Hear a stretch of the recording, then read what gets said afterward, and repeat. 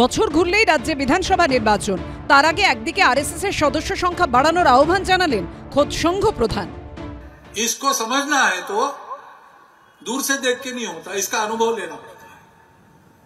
अंधों के गांव में हाथी गया, लेकिन हाथी क्या है जो देखेगा उसको पता चलेगा। इस संघ को समझने के लिए आप संघ के अंदर आइए। मन की मर्जी है तब आ सकते हैं, अगर मर्जी उखड़ गई तो आप बाहर जा सकते हैं। অন্যদিকে আরএসএস এর কৃষক সংগঠনের অখিল ভারতীয় অধিবেশনে যোগ দিয়ে বঞ্চনার অভিযোগে সরব হলো রাজ্যের প্রতিনিধি দল। আমরা পশ্চিমবাংলা থেকে এসেছি, পশ্চিমবাংলার কৃষকদের যে কি দুর্দশা, প্রতিটি ক্ষেত্রে আপনি মান্ডিতে যান, মান্ডিতে কৃষকরা ধান দিতে পারে না, 5 কিলো থেকে 10 কিলো বাট্টা, এটা সরকার দেখেও উদাসীন। 26 বিধানসভা ভোটের আগে রাজ্যের রাষ্ট্রীয় স্বয়ংসেবক সংঘের এই সক্রিয়তাকে বিশেষ তাৎপর্যপূর্ণ বলে মনে করছে রাজনৈতিক মহলের একাংশ। সম্প্রতি 10 দিনের রাজ্য সফর করে গেছেন আরএসএস এর প্রধান মোহন ভাগবত। হাইকোর্টের অনুমতি নিয়ে করা বর্ধমানের সভা থেকে রাজ্যবাসীর কাছে জানান আরএসএস এর সদস্য হওয়ার আহ্বান। अंदर से आइए, संघ को देखिए, ये तो प्रेम के आधार पर चलने वाला काम है, इसमें कोई जबरदस्ती होती नहीं, इसमें कोई स्वार्थ की लालच दिखाई जाती नहीं, उल्टा है, यहाँ मिलेगा कुछ नहीं, आपके पास है वो सब देना पड़ेगा। এরই মধ্যে শুক্রবার থেকে গুজরাটের সর্দার কৃষিনগর দান্তিওয়ারা কৃষি বিশ্ববিদ্যালয়ে শুরু হয়েছে ভারতীয় কিষাণ সংঘের 14তম অখিল ভারতীয় অধিবেশন। সেখানে যোগ দিয়েছে ভারতীয় কিষাণ সংঘের পশ্চিমবঙ্গ শাখার 55 জনের এক প্রতিনিধি দল। তাদের অভিযোগ, এ রাজ্যে কৃষকরা বঞ্চনার শিকার।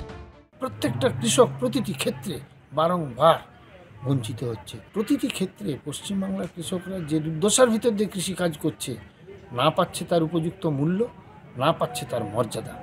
এই বিষয়গুলো নিয়ে আগামী দিনে আমরা সারা পশ্চিমবাংলাব্যাপী আগামী 26-এর নির্বাচন আছে, দেখতে চাই কতটা কৃষকরা সোচ্চার হয়ে উঠে। রাজ্য রাজনীতির মোড় ঘোরানো 2 অধ্যায় হলো সিঙ্গুর আর নন্দীগ্রাম। তৃণমূলের পায়ের তলায় জমি এনে দিয়েছিল 2 এলাকার জমি। তাহলে কি বিধানসভা ভোটের আগে কৃষকদের পালের হাওয়াকে কাজে লাগিয়েই ডিভিডেন্ড পেতে চাইছে আরএসএস? তাতে কতটা লাভ হবে বিজেপির?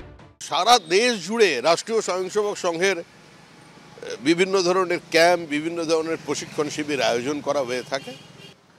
আরএসএস রাজনীতিকে সামনে রেখে বা কোনো বিশেষ রাজনৈতিক দলকে সুবিধা করার জন্য তাদের সংগঠন করে না। আরএসএস কি চায় সেটা যখন এরা বুঝতে পারবেন, তার আগেই আরএসএস এই সমাজেই বিলীন হয়ে যাবে, সমাজ সংঘময় হয়ে যাবে। বাংলা কৃষিতে উন্নত, কৃষকদের স্বার্থ মমতা বন্দ্যোপাধ্যায়ের হাতে সুরক্ষিত। শুধু কৃষকদের কৃষি ক্ষেত্রে সাহায্য নয়, কৃষকদের জমি রক্ষার আন্দোলনে দেশের মডেলের নাম হচ্ছে মমতা ব্যানার্জি। ফলে আরএসএসকে বলুন, দিল্লির উপকণ্ঠে বিজেপির বিরুদ্ধে যে কৃষক নেতারা বসে রয়েছেন, যে কৃষক আন্দোলন চলছে, আগে তাদের পাশে গিয়ে দাঁড়ান। বামেদের অভিযোগ, বিজেপি ও তৃণমূল সবাইকেই সাহায্য করে আরএসএস। তাদের লক্ষ্য বামেদের দুর্বল করা। আরএসএসকে প্রতিদিন অঙ্ক করতে হচ্ছে বিজেপিকে কতটা সাহায্য করবেন, তৃণমূলকে কতটা সাহায্য করবেন। যেটাই করুন না কেন, বামেদের দুর্বল করার জন্য লক্ষ্য। এটা একেবারে আরএসএসের ঘোষিত নীতি। বিজেপির ক্ষমতার চাইতে তৃণমূলের ক্ষমতা হলে ওদের কোনো অসুবিধা নেই। ওরা চায় যেন বামেরা নিশ্চিহ্ন হয়। এদিনই ছিল অখিল ভারতীয় অধিবেশনের শেষ দিন। বঞ্চনার প্রতিবাদে বিধানসভা ভোটের আগের আন্দোলনে নামার হুঁশিয়ারি দিয়েছে ভারতীয় কিষাণ সংঘের পশ্চিমবঙ্গ শাখা। অর্ণব মুখোপাধ্যায়, শিবাশিস মৌলিক ও সোমনাথ মিত্রর রিপোর্ট, এবিপি আনন্দ।